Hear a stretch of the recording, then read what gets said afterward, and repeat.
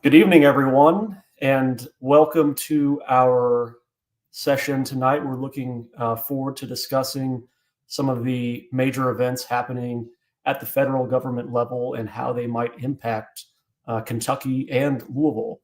So tonight, we're going to be discussing the recent cuts in federal funding and the programs that Donald Trump and Elon Musk have decided are going to be within their crosshairs. And these impact veterans and they impact our federal workers. So we want to understand tonight what's going to happen to those individuals, what's going to happen to Kentucky, and what's going to happen to our country, basically. Now, before I dive into that conversation, I just want to make a quick statement about reorganization. Now, if you all don't know anything about this, it's an amazing process where we essentially elect new grassroots leaders for the Democratic Party. And if you are interested in getting engaged in any capacity at a precinct level, at your neighborhood level, at the congressional level, or even at the state level, we have a position for you. We want you to get more engaged. So we're going to be going into that a little bit later on in the program, but just keep that in mind. And if you have any questions, please keep those ready for when we discuss that a little bit later on down the line.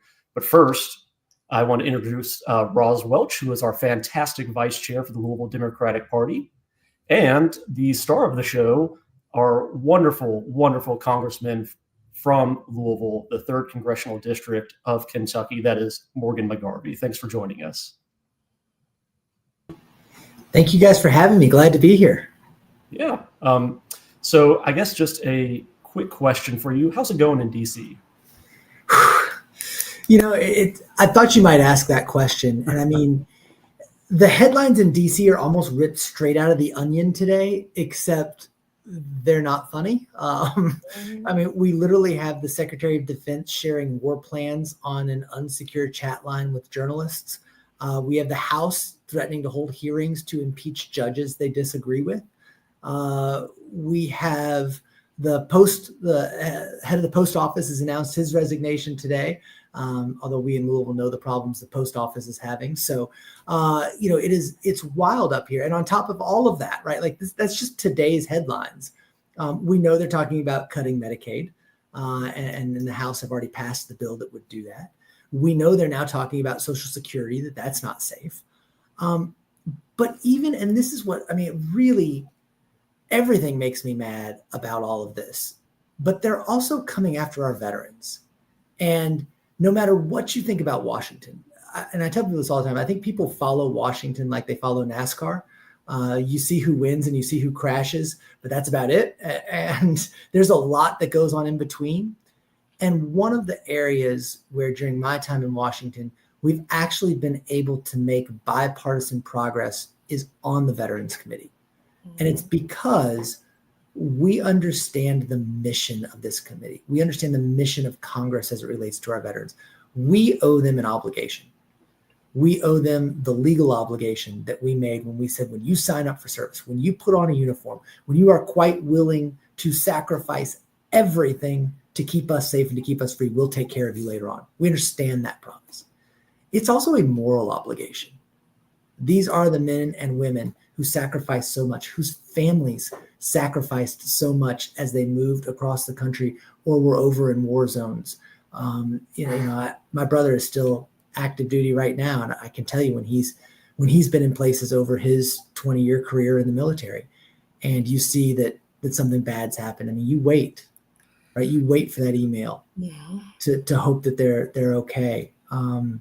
It's a lot of stress on the families, and they've sacrificed so much. That guess what? We still have our disagreements. Don't get me wrong. We still have our disagreements in the Veterans Committee, but we really do find a way to come together and take care of the men and women who have taken care of us. And now that's under assault. Already, the Trump, Elon Musk and the Teenage Mutant Doge Boys have cut 6,000 veterans from the federal workforce. I don't think people realize this. The federal government is actually the largest employer of veterans in the entire country. Nearly 1 in 3 federal workers is a veteran, is someone who has put on that uniform, who's heard that call to service and continues to serve by working in the federal government. And they've announced that they want to cut 80,000 workers from the VA. Now, guys, look, this should not be a partisan talking point. I think Democrats and Republicans need to recognize we're not doing enough now for our veterans. The VA isn't working as well as it should for our veterans now, whether it's in the length of time for processing claims, whether it is getting you your disability rating, whether it is actually getting you the healthcare you need. Lots of good people there doing lots of great work, but we still need to do better. Let me tell you, cutting 80,000 people from the VA is not going to make care better for our veterans. Go ahead. Congressman McGarvey, it reminds me of the fact that we are building a brand new veterans hospital, VA hospital in Louisville. Will there even be people to work there to help our veterans? Right, because the way they're cutting, also, this is another thing that really frustrates me. Fine, look, I want to get rid of bloat in the government. I want to get rid of fraud, and I want to get rid of waste, and I want to get rid of abuse. Do it. Mm-hmm. They're not doing that. Look, I mean, they just said, if you've been working for the federal government for less than 2 years, you're fired.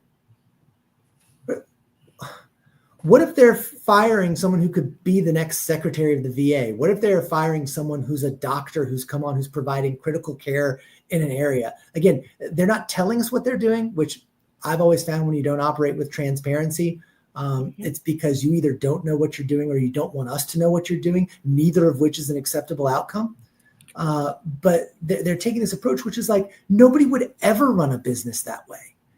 This is like telling somebody, hey, I think you need to lose weight, so we're going to cut off your arm. Well, there goes 10 pounds. But it makes you less effective. It makes you less effective. Yeah, you're going to lose weight. You're right. You're going to lose weight, but are you going to actually be able to function as you should? And so these guys, it's going to hurt our veterans. And there's no ifs, there's no ands, there's no buts, there's no argument about this. You see Republicans running away from this issue right now because they know it's going to hurt our veterans. They're trying to smooth it over. Because again, on the Veterans Committee, I found a lot of serious legislators, both sides of the aisle, who want to take care of our veterans. And Trump and Musk, in doing what they're doing, they're hurting the people who have done everything to help us. Well, I'm really glad that you brought up Republicans running away from this issue. I'm glad that you're here and not afraid to talk to constituents like some other folks in the state. So again, thank you for being here. Yeah, can you believe they actually said don't have town halls? Yeah, it's wild. Yeah, and because constituents might be rowdy. I mean, who would have thought? So I know you touched on this very, very briefly at the beginning of your remarks, but the war plans in the group chat. I mean, what is going on there? What is the outcome? What happens because of this colossal breach of national security? I mean, it just seems like something that is almost too insane to be actually true. By the way, if this had happened in the Biden administration, they would have already subpoenaed the laptop of every member of the Biden family. This is really serious. And as I say, it's like an Onion headline, but it's not funny. Mm-hmm. This is a major breach of security that puts Americans at risk. Just like we talk about our veterans. I mean, I am so serious about taking care of our veterans because of what they have done for us. The Trump administration is wanting to hurt that, which is why I'm fighting back against it. Something like these war plans, it's really, really serious. And take the politics out of it. Look, the guy's president. They have to get to the bottom of it. They have to be accountable for what has happened. That they can't just blame this on somebody else or blame this on the media or again, scapegoat somebody. This happened at the highest levels of our government. It is dangerous. Yeah, I would agree. So what is going on with these predatory loans that are happening for veterans?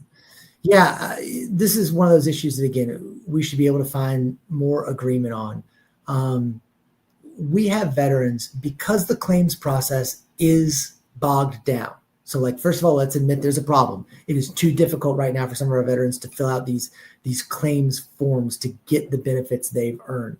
They are resorting to private companies to fill it out. These private companies, however, are fleecing them. And look, I told you there's bipartisan agreement on this. I was in a committee and I asked one of the companies, because they're not an accredited company. The thousands of companies they are accredited.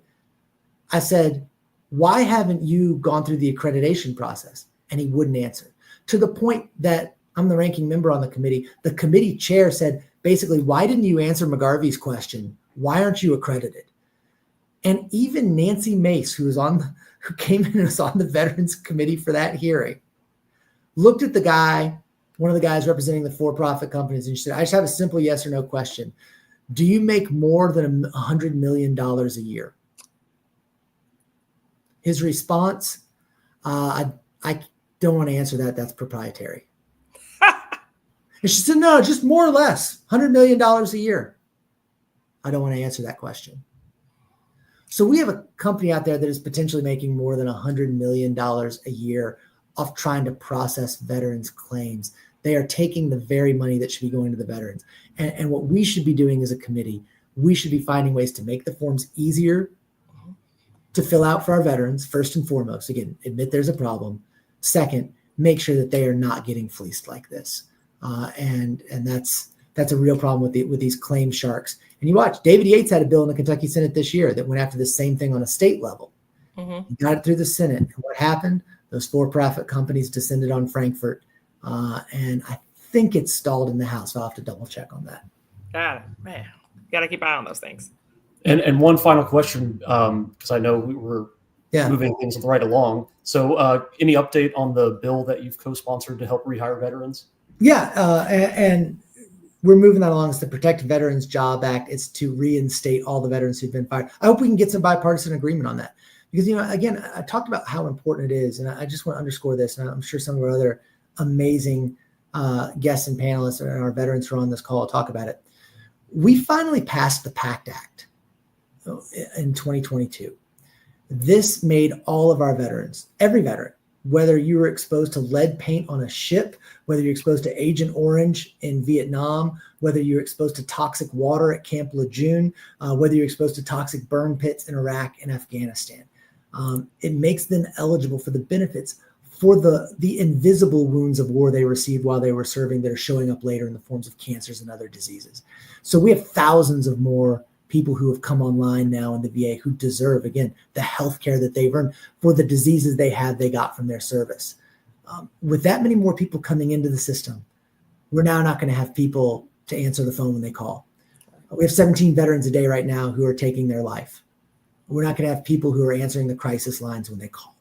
That is what at stake here. Behind all of these numbers, behind all of this rhetoric, these are the men and women who have served us. These are the families. These are the people who are suffering. These are the people who need care. These are the people who cared for us, and we got to be there for them. And that's what's at stake when we talk about these cuts. And when we're talking about cutting the workers, we're not just cutting the workers, we are cutting the services to our veterans who need them. That's it right there. That's it. So thank you so much for the work that you're doing down in DC. As you continue to cross over the aisles to protect our veterans, to save our veterans' jobs, to get them back into work, and to ensure that we fulfill the promise that we made when they signed those papers or they walked into that recruiting office. That's our responsibility, and they've done theirs. So thanks so much for that, Representative McGarvey. Thank you. Yeah, and I'm sure that Congressman McGarvey would like to hear from our esteemed panel of veterans and other individuals. So let's go ahead and bring those folks on right now.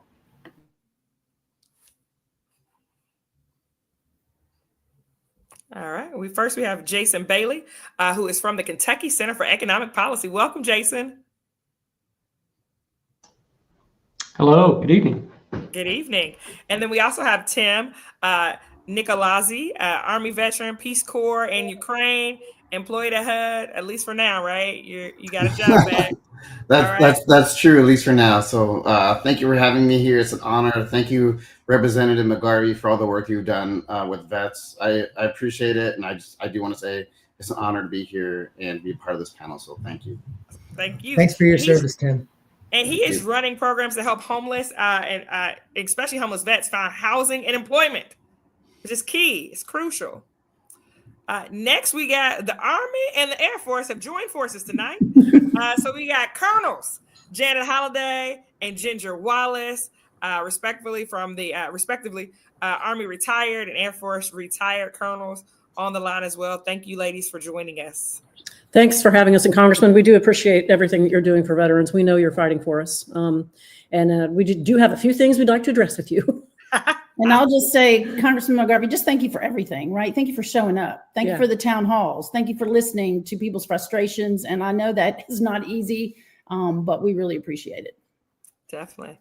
And then lastly, but not least, we have Sergeant Terrence Parham from the U.S. Army Reserves is joining us as well. All right. Don't forget, unmute your mic, Terrence. We want to make sure we can hear you clearly. I'm sorry. It's Specialist Parham, but Specialist. It's all right. Thank you. Thank you, Specialist Parham. Thank you guys for having me. I run into Congressman McGarvey. He's very active. The last 2 years in a row, I've been invited to his veterans breakfasts that are active in the community down in Louisville. So, like I said, I see him at UAW functions. He's boots on the ground. I definitely respect and honor everything the Congressman is doing. So let's go ahead and just open it up for some quick conversation. But I mean, this is the most open-ended question of all time. But what are your all's concerns about what the Trump administration is doing to veterans right now? And anyone can jump in at any time on this one. I know you all ready to go on this one, I'm sure. Yeah, I'll jump in because I'll talk about housing. And again, I just want to say how much it is an honor. And Colonel Holliday and Colonel Wallace, thank you for your service. Terrence, Specialist Parham, thank you for your service. It's an honor. So I just want to start this out by saying, remember, I know a bunch of us are old enough to remember Facebook. And a long time ago, we used to see those memes that say, why do we have such a large homeless vet population? And it was like, it was a huge thing. It was like, you couldn't go a day without being online, somebody talking about homeless vets.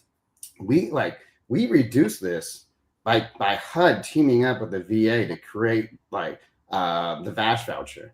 And that VASH voucher between the HUD and the VA was a huge success. And the largest user of those vouchers are OEF, Operation Enduring Freedom, and Operation Iraqi Freedom. Those are soldiers who are currently in need because they answered the call when their country needed it. Many of our housing authorities have preferences for vets, and if we cut HUD funding, if we cut funding for these vouchers, if we cut funding for the housing authorities, that's going to increase veteran homelessness. And that's going to increase veteran need, and not only veteran homelessness, but even just people that didn't serve who are currently utilizing that. So it's incredibly important right now that we continue to fund both the VA and HUD because of the amount of people that are currently using it. Kentucky alone has about 1,100 VASH vouchers, and throughout the state, Louisville Metro Housing is one of the largest, and Kentucky Housing Corporation is the other largest utilizer of those. And to cut that funding, it would just be disheartening and just unpatriotic to not take care of our soldiers after they answered the call, after they took that oath. And when they need, when our country needed them, they move forward, and when they need us, we have to help them. Great. So I'll go next. Congressman McGarvey, I don't know if you are aware, but in Louisville, we have a Veterans Women's Clinic that is dedicated to women veterans. And it is, I cannot say enough good things about the fact that exists. We can go there for all of our care. It used to be that they would have to outsource things like mammograms, that basic things like that. They can do everything in-house now. And it is, so when you combine the cuts to the VA with this anti-diversity, equity, and inclusion, push that's going on, we feel like, and we know everything's supposed to consolidate into the new hospital when that clinic is separate right now, where everything's supposed to consolidate, but we're obviously concerned that clinic is going to go away. And then on top of that, Jan and I we're retired. So we have TRICARE as a backup, right? If something were to happen to our healthcare, but we know so many people in this city who rely on the VA for their health care. And if it were to be, if it were to be cut and there was a degradation of services, I I literally think people would potentially die. And that is one of our biggest concerns. And just not to make light of anything, but I will tell you all, as a woman veteran, sometimes it is very uncomfortable to go into Robley Rex because there's all these old dudes walking around with MAGA hats on, and they will not keep their opinions to themselves. And the TVs are blaring Fox News. And so to have our little women's clinic just staffed by women for women is a godsend. And so I really hope that they don't close it because DEI. Okay, so I'm going to talk about disability for a minute. So if you read in depth the veterans section in Project 2025, two things in there really stood out to me. So when you retire, you get a pension, which is one stream of money. And then anyone who has service-connected disabilities over a certain percentage gets a disability payment. And it can be a little, it can be a lot, depending on the level of your disability. Well, in Project 25, they are talking about two things. The first would be making your disability means tested. So it's tied to your income. So if you have a high income or even a medium income, you get less disability, regardless of the level of your disability.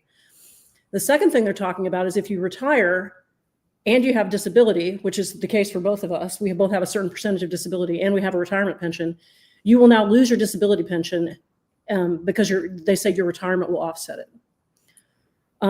For us, would it be absolutely devastating? No.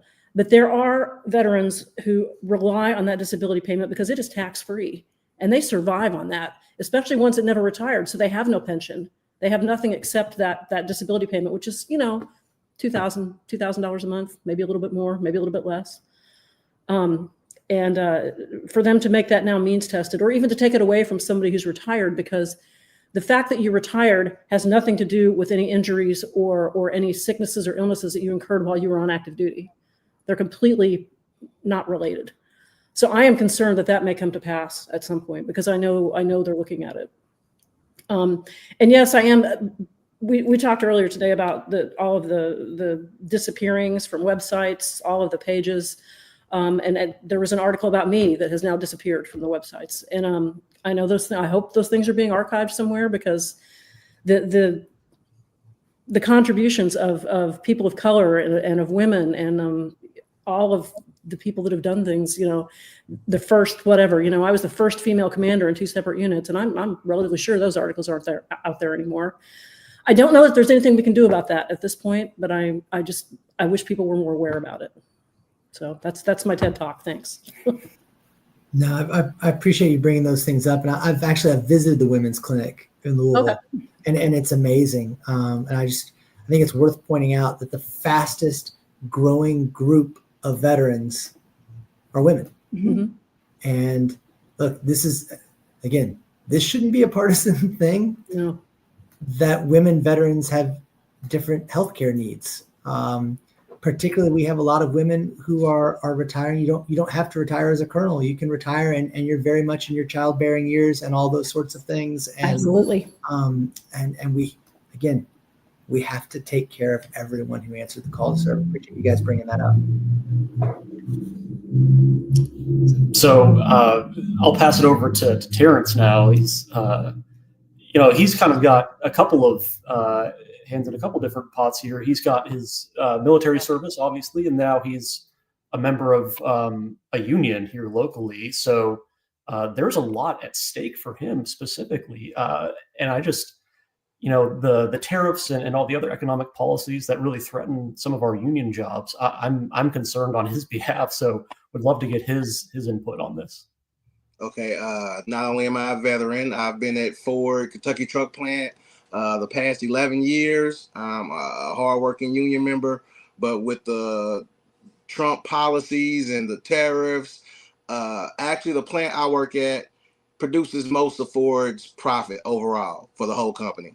And we're going to have downtime, like coming up in this quarter that starts in April. We're already going to be off, I want to say, the second week of April. That's what we've been notified so far. Everything is fluid, but so far we've already been notified we're going to get downtime. A lot of our parts may come from outside of the country, which will be tariffed.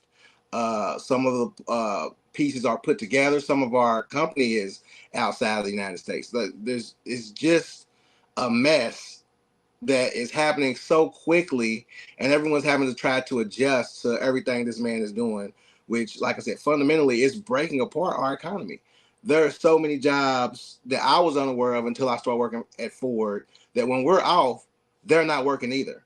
Like if we have a problem or we're shut down, I didn't know that there's, 20, 30 other companies that won't be working as well. And those are hundreds of thousands of employees, as well as our union, which local 862, we almost have 10,000 employees. So also with the electric cars, our LAP plant, which is shutting down to get retooled because they're getting a electric vehicle, and he's taking away the incentives for electric vehicles, the infrastructure that has already been put in. So we're losing hundreds of millions of dollars, not only in the U.S. economy, but as far as private capitalist companies too. They're losing money that they invested under the guise that this is what the direction we were going to go into, and now it's been swept from up under their feet.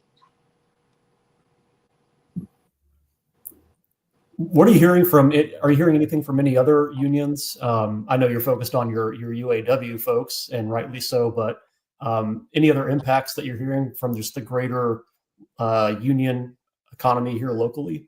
Like I said, everyone is on pins and needles about working, their jobs, the security.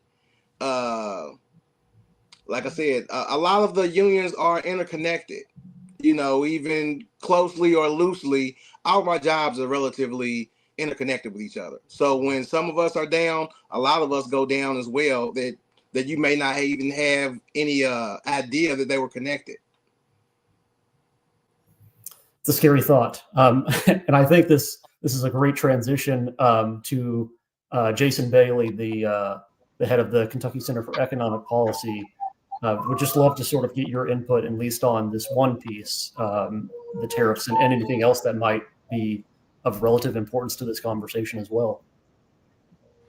Well, the tariffs are creating disruption and chaos in the economy and a lot of uncertainty that really threatens to put what was a pretty strong recovery on ice very, very soon, hurt some of our most important industries, like the one that Terrence works at, and increase the prices that everyday Kentuckians pay for food, for gas, for basic needs. So it is a policy that almost nobody seems to understand the rationale around.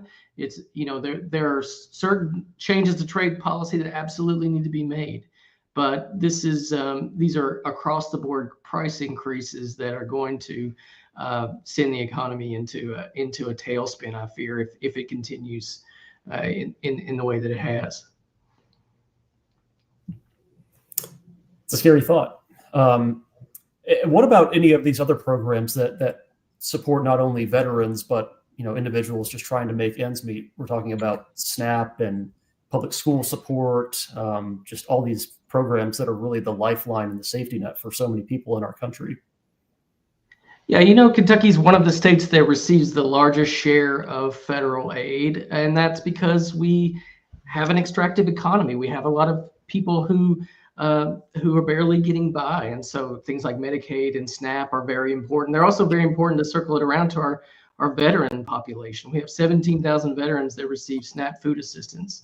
We have 20,000 veterans who receive Medicaid. So when those two things are the bullseye in what Congress is considering in terms of budget cuts, we know that those folks are going to be hurt the most. It's also the case that, when we look at and this has already been mentioned before, but 32% of our federal employees are veterans. And they're most present actually in a lot of our rural counties in Kentucky, where these jobs are a significant part of the local economy. And so when we talk about cuts to, for example, Veterans Affairs or any of these social programs, we're going right to the heart of employment, This is money that circulates locally, that creates jobs, that improves health, keeps people safe. And in the case of veterans, pays back a debt that we all owe to the folks on the call and the 370,000 other veterans, 7% of the Kentucky population. So I'll say this. So we're the Louisville Democratic Party, but we speak up for all Kentuckians because we're a Commonwealth like that, right? So we look out for our neighbors. And so hearing that Doge and Elon are closing offices throughout rural Kentucky and different parts of Kentucky, and then to have to requalify people to make sure that they're alive to get their Social Security. But offices are now only in the 2 major cities, right? Because you're closing the office in Western Kentucky, you're closing the office in Southeastern Kentucky. What are we looking at as a possible, if anybody has that effect on even getting benefits reactivated for those maybe in some areas where they may be deactivated accidentally and need to be relooked into, and how that affects our economic base within those areas? Yeah, I mean, the benefits like Social Security are absolutely life or death for people, both retirees that are receiving Social Security, people who are receiving disability benefits, SSI, et cetera. We have 720 Social Security employees in Kentucky that are, are there to help people qualify. A lot of folks, especially the elderly, they can't get on the internet to figure this out. They may not have good broadband internet access where they live, particularly in rural areas. Many people don't have good transportation. They may not be able to drive anymore. There comes a time for all of us we won't be able to drive. So we need those real life bodies, including ones that are nearby, that people can access, so that they can make sure they get what they deserve. That's, there's a lot of scary things, but the potential cuts to access to Social Security have to be at the top of the list. Elon Musk said that Social Security is a Ponzi scheme. So anybody that says Social Security is off the table, I think is being way too optimistic about what we're looking at. So a question back to our veterans and the congressman. What would be something that veterans would like Congress and just regular constituents of the Commonwealth and the country to know about what you all do and what some of these sort of unforeseen circumstances might be that you run into that, a normal person that hasn't had the military experience might not have experienced? So I think Ginger will back me up on this one because we talk about it a lot and we have a lot of veteran friends and we're all working to figure out what our red line is. Because we took an oath, and that oath is still active, and that oath will be active until the day we die. And if we have to defend this country from enemies, domestic, we'll do it. I would like people to know there are a lot of veterans organizations out there. There's Vote Vets, there's Veterans for Responsible Leadership, there's Common Defense. I mean, there's a lot, and I would encourage other veterans to get involved with them, because if America needs us, we're still here. And then I think what I would add to that, and Congressman McGarvey talked about this with his brother who's on active duty and the impact it has on families. What's happening right now, I think, what was the word that the OMB director used in Project 2025? We're going to traumatize the federal workforce, I think was the term he used, right? And it's not only impacting veterans, it's impacting veterans' families, spouses that are caught up in this, right, who are federal employees who don't know what's happening and are, having to wait to see if their job, right, is going to get. And I think it's all the uncertainty. Like if I could sue for mental anguish for some of the people I know, not so much me, but people that I've talked to and people that I have, I will say this too, it has brought the veteran community, and I think my fellow veterans could probably back me up on this, together. I have heard from people that I have not heard from in literally years that are reaching out because we all want to know what we can do. What can we do? What is the, our part in this to make sure we don't lose the democracy that, we defended. And whether it was just a short amount of time or whether it was, a longer period of time, everyone feels the same way. I mean, not everyone, but majority of veterans feel the same way. Yeah, I just want to jump next. I just want to say, as a federal employee, when I came on, I took the same oath as a federal employee that I did when I enlisted and when I commissioned, and that was to go back to Colonel Wallace to defend the Constitution. Actually, I want to say that to defend the Constitution and not to we're not loyal to one person. We're loyal to the Constitution, and I took that oath again when I joined the federal service. And I want to keep going here and say, like when I deployed, people cheered and celebrated my team. They thanked me for my service. They thanked us for our service, and we continue to thank soldiers for fighting for freedom. And I want to say I didn't stop fighting for freedom because I took the uniform off. As a federal employee, I'm still fighting, and I'm fighting today for the freedom as a federal employee now for the freedom to live without discrimination and the freedom to have a safe place to live and raise a family. Veteran or not, HUD cuts are going to have deep, direct effects on the community, right? We are taking a loss of jobs for social workers and those that provide a service to low income and unhoused people. The unhoused will have less services because of these cuts, and it's due to a lack of funding.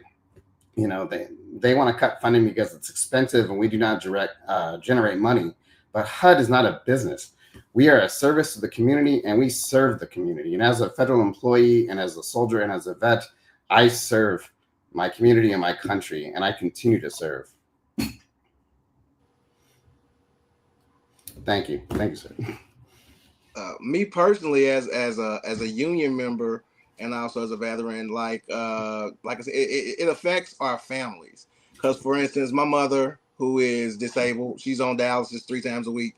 I take care of my mom, but she's on Social Security now. She's worried about things that's going on with the Trump administration, and are they going to stop her money from coming in? She's on a fixed income, but she really doesn't have much to worry about because she stays with me, and she knows I'm going to take care of her.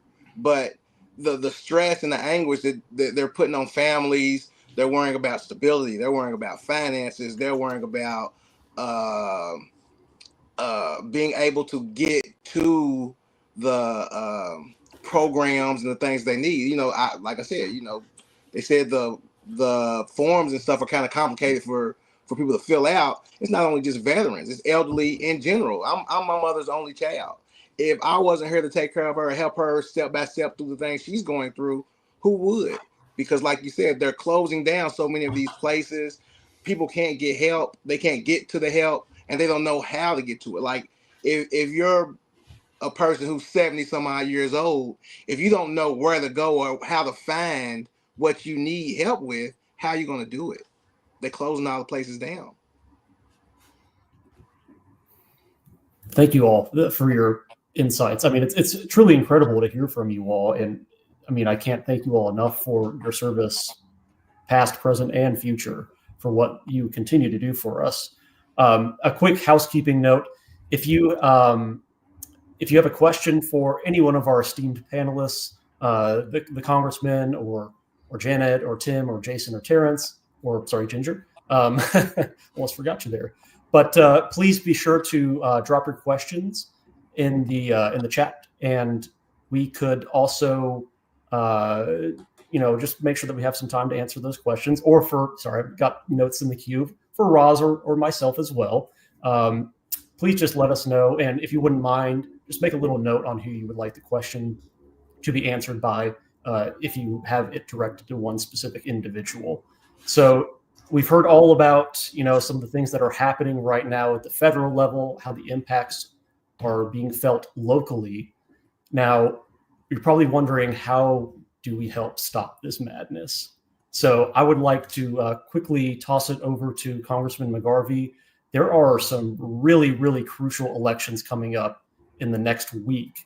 That could swing the balance of power into our favor. So I'm going to pass him the mic real quick for him to do an update there.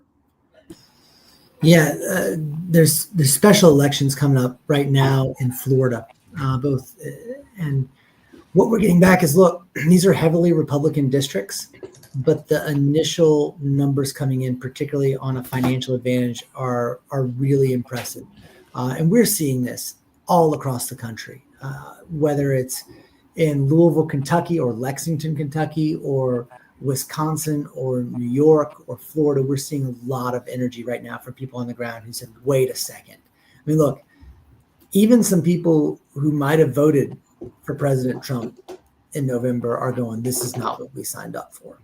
And I hope that we can take at least one of these seats back, if not both of these seats. And there are places you can go.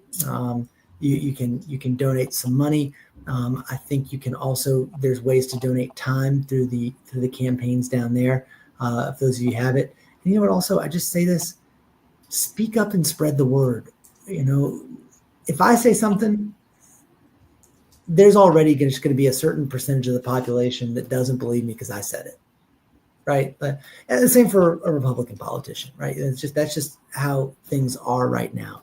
But when other people say it, you know, if you're talking about it with people you work with, people you go to church with, people who go to your kids' schools, talking about with veterans groups you're in, you know, if you are a veteran on this call yourself, and you're saying, you know, as a veteran, I'm really concerned that his plan does this to veterans and all the things we've heard tonight.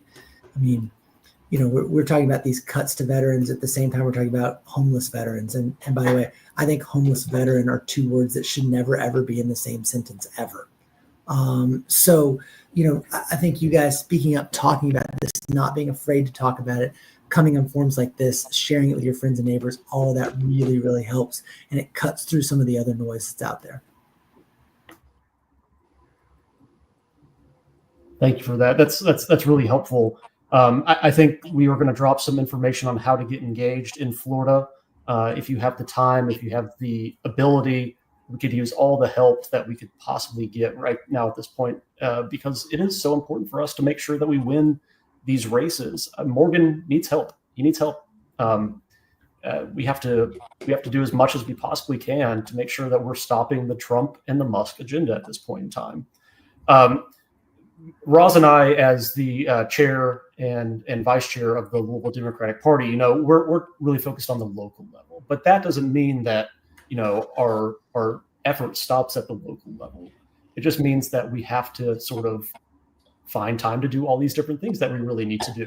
You know, one thing that I think is going to be really important is this process of reorganization. I teased it a little bit early on, and it's a really crucial process where we start to elect new individuals to represent our party at the street level, at the neighborhood level, at the district level, at the state level.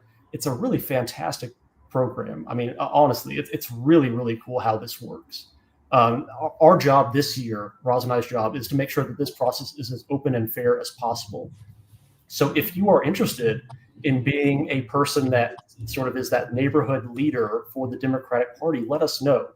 There are over 1,800 precinct leadership positions that are going to be up in 2025 that we want people to apply for, that we want people to nominate themselves for and run for. It's a great opportunity for you to sort of start your journey in the Democratic Party, to understand how you can help, to get the tools that are needed so that you can go out and make an impact in your area. I mean, we took hits in 2024. We need to start clawing that back. And that doesn't happen by just throwing money at television ads. It happens at the grassroots level, knocking on doors, talking to our neighbors. And we need everyone that we can to be engaged in that process. So on April 1st, we are opening a 1 month long nomination and registration period for people that want to be involved in a precinct. That means walking, 1 to 2 hours a month, talking to your neighbors, just making sure that you're informed on what's happening. It's a really cool program, and I really want people to get engaged as much as possible. I'm going to kick it over to Roz because she's honestly a much better salesperson than I am. So listen, everything that this man up in Washington has done has affected us. First, you said mental anguish. I'm sure there's a couple attorneys that will try to take that case. All right. So, I may have to be a part of that huge filing, right? Of that civil suit. But the reality of it is there's work to be done, right? If anything is going to bring us together, as you said before, there are veterans across the United States, but especially in Louisville, Kentucky, throughout the Commonwealth. We need you. We need you to show up and have those conversations. We're putting a title on it. It's called a precinct person. You're a precinct man, woman, or youth. Youth is under 40, FYI. So it's a while to be a youth. But within there, it's about that person that's willing to have the conversation, that's willing to sit down and listen to what's going on and how it's affecting your community and your neighborhood. And we know right now that veterans are under attack. We know that diversity in the military is under attack. We know that housing is under attack. We know that benefits are under attack. And this is the thing that hits the least of these, and who we stand up for, right? The government's not a business. We're here to support. We're a civil service piece. But we need you to sign up to be a part of our reorg so that we can actually get out there and talk to people and say, hey, this is what we do as a party. And sometimes maybe our messaging hasn't been that well. And now we look back and we say, you know what? Maybe you didn't vote the way that we would have liked you to vote in November. Guess what? It's a new day. There are new changes that can happen. And you can be involved in that change. And we welcome you to that. So you can visit LouisvilleDems.com. I know the links are in the chat as well to sign up to be a part of reorg. It's going to kick off on April 1st. And we would love to have you a part of it. I know that we have a question in the chat right now that says, name the organizations veterans can be active in to continue to support the Constitution. And I'm talking about my Vietnam veterans as well. So I'm gonna turn that over to the colonels. Yeah, Roz, I think that she's asking about, so there's two in particular, Vote Vets, which is a Democratic advocacy organization for Democrats, for veterans, and then Common Defense, which is a real grassroots veterans organization that is fighting to defend the Constitution. And we have the Kentucky Democratic Veterans Council, which just recently hooked up with Common Defense. And they're going to need some help, I think, mainly in Pennsylvania with some elections there, because they know they're probably not going to do a whole lot here in the short term. But we're going to try and help them out. So those are the two I would tell any veterans out there, or anyone else who's interested to get involved with. Vote Vets and Common Defense. Vote Vets and Common Defense. And of course, in your Kentucky, please join the Veterans Alliance. We need you here as well. Then we can deploy out across the United States, but we can also grow the blue dot that we have. And we can probably send up some more help to Congressman McGarvey as well. I'm sure he would like for some more Kentucky constituents to be on his side. So the next question, can this broadcast here or on YouTube be shared across the state? I want to send it to people in Eastern Kentucky. Logan or Roz, answer please. The answer is, I assume, yes. We are hosting this on our Facebook, so feel free to share it there. I think it is also on YouTube as well, so you will have the ability to reference this recording and share it with all your friends and family and anyone that needs to see this. It will live on YouTube, so share, like, comment, and subscribe so you can see what else is happening. Yeah.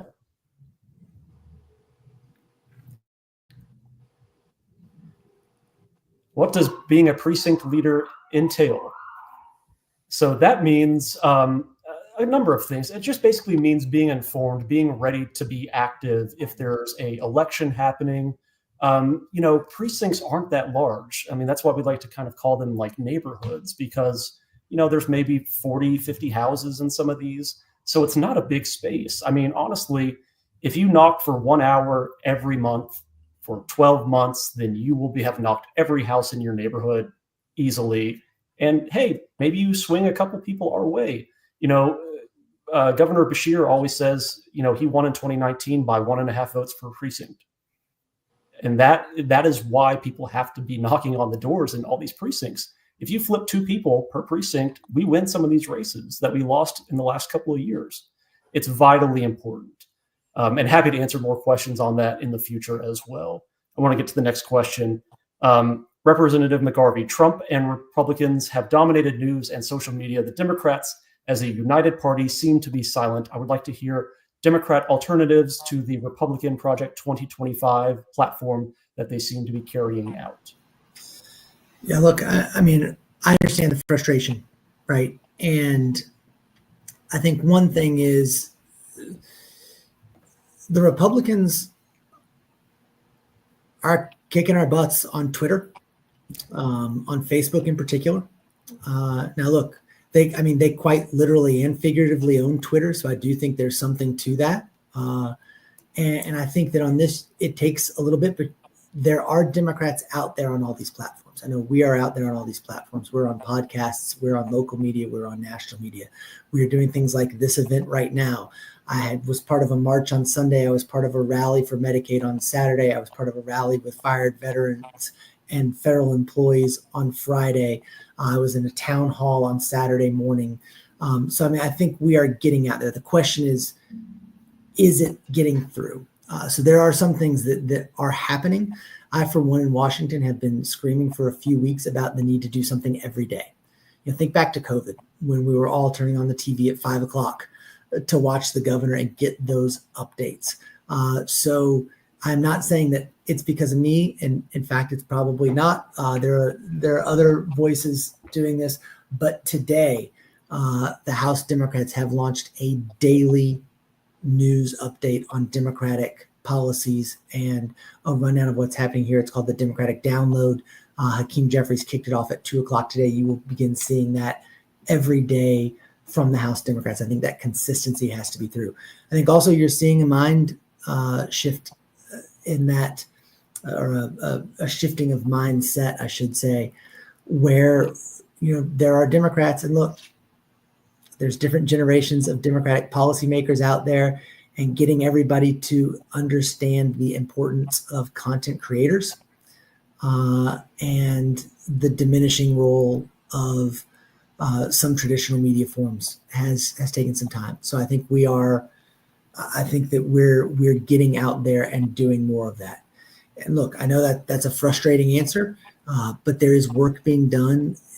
We didn't get here overnight. We're not going to get out of here overnight, but I think you're hearing people like me sound the alarm as loudly as possible and the need for immediate and different action. And you're starting to see some of that come out. So you already mentioned that Republicans are running away from these anti-veteran policies that Trump is putting out there right now. The next question, what Trump-Musk actions have embarrassed our GOP congressmen and women? Yeah, this is one of those questions. There's so many to choose from. I'm going to try and narrow it down to a few. Let's start with today.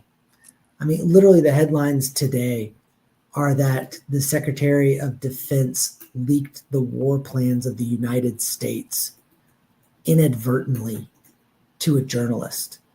This is really serious. This would be really, really serious if it had been a Democratic administration that had done this same thing. What's further embarrassing about it is that when first confronted, I believe Secretary Hegseth tried to discredit the journalist. And now it is coming out, even from the official channels, that it in fact happened. But their initial reaction was to lie about the fact they did it in the first place. That's embarrassing. Guys, we are going to get to the bottom of this because it's that serious. If they leaked these war plans, it's that serious. But if it also comes out that the first thing they did was lie about it, the cover-up is always worse than the crime. And that tells us a little something about what's going on. His actions with the veterans, the fact that they're saying they're going to cut 80,000 veterans. It's going to hurt our veterans. It's going to hurt the care for the veterans. It's going to hurt the people who have been serving us. It's wrong, and it shouldn't be happening. Let's talk about the bill that passed the House, the reconciliation bill. That's a really fancy Washington word for the rules of the budget. All that does is set the spending limits in the budget. And they have proposed cuts to Medicaid, severe, deep cuts to Medicaid in that budget. There's no way around it. They say they haven't, then they are lying about the math that they put in their own budget. There is no way to cut at least $880 billion in spending from the Energy and Commerce Cabinet without touching Medicaid or Medicare. And they've said explicitly they're not going to touch Medicare. If you believe them, that leaves Medicaid. That would be disastrous for our Commonwealth, where we get more every year in federal Medicaid dollars than we actually spend in the state budget. Look at the impact on veterans. I think it was Jason who said 20,000 of our veterans receive Medicaid. You know what a lot of our veterans use in Kentucky? They use Medicaid for mental health treatment. I mentioned this earlier about 17 veterans who are taking their lives every day across this country. The single most at-risk group for suicide in America are white men over 50 who own a firearm and served in the military.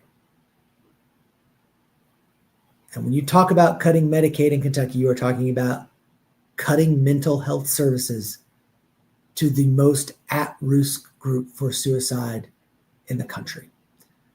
If you're not embarrassed by that, if you don't find that wrong, then you and I just disagree. It's very powerful. Yeah, I appreciate those comments. I mean, it's a poignant issue, and I hope that we can find some common ground here. I think this is going to be the last question, but you had mentioned the daily Democratic update, the Democratic download, I think. How can we find that? Great question. It's on the House Democrat website. Yeah, and I think we're going to start pushing it out more. I mean, Correct.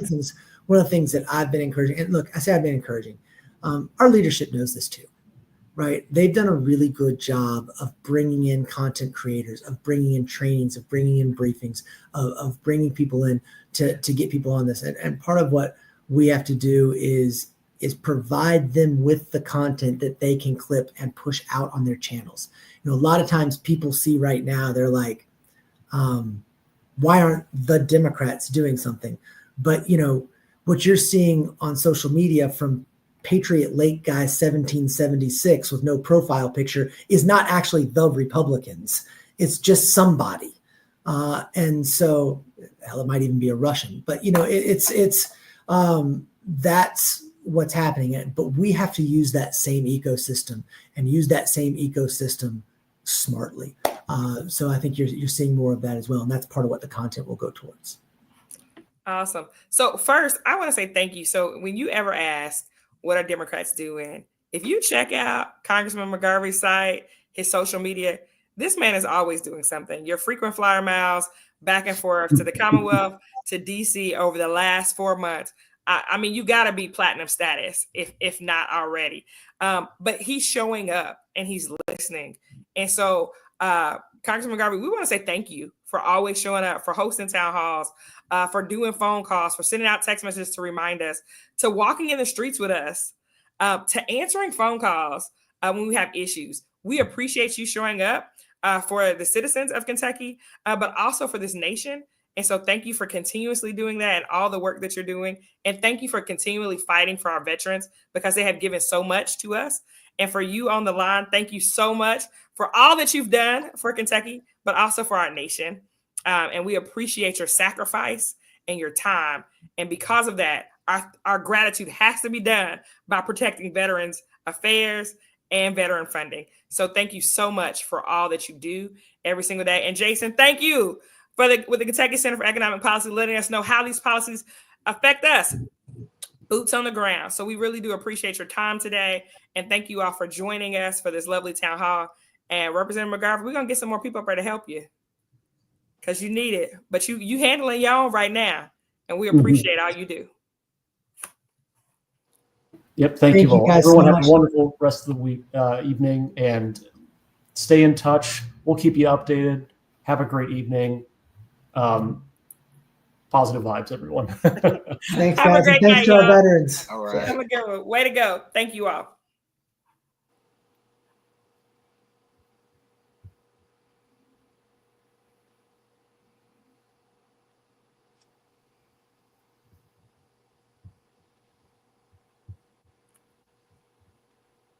Are we off? Okay, cool. We're still live. It's okay. You're on mute, Beth.